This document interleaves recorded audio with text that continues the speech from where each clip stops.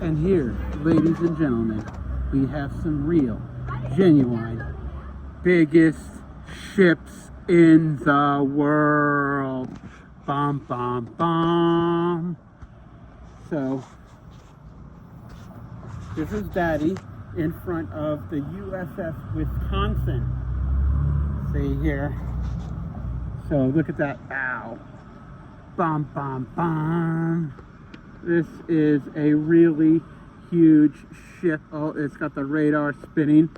So this is BB64, and that is one of the Iowa class battleships. Look at that. It is drawing 24 feet. That is a lot of water. Look at that. Woo, sorry about that. Okay. That woman almost took me out. Battleship Wisconsin, a floating fortress. Look at that.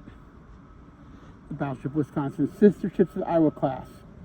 Look at that. And we had, this goes back to, of course, Gojira as well. Factors in. We'll talk about that later. But look at this big ship. And see those guns right there? Those are 16-inch guns. Whoa, those are some of the biggest naval cannons ever.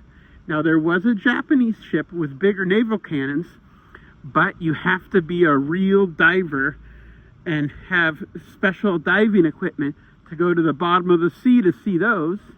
Whereas the Iowa class battleships, there's the Iowa in Los Angeles. There is the New Jersey in New Jersey, and the Wisconsin here, and I think there might even be another one. So they're not at the bottom of the ocean. So our 16-inch gun's probably better. But look at that. There's 3, and then 3, and then there's another 6 in the back. That is 12 16-inch guns. And by the end of World War II, these ships had tremendous fighting capability. They had a lot of fighting capability before World War II. But by the end of World War II, their anti-aircraft ability had increased and increased and increased, and they were very capable of defending themselves from what was called the suicide attacks. I'm trying to think of the name of that the Japanese did. But look at those guns. See, those guns are still big guns, and there's small guns on this ship. And then here, look at these, here's the navigation bridge. And look at all these antennas and lights. And look at this is the battle flag. See that one? Yeah, there's a Vietnam one there too. That is pretty awesome. Pretty awesome. Look at it, see, I'm still walking. And I haven't even gotten all the way down to the end of the USS Wisconsin.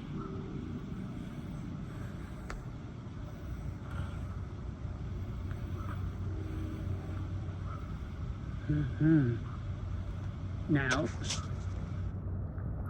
look at that thing.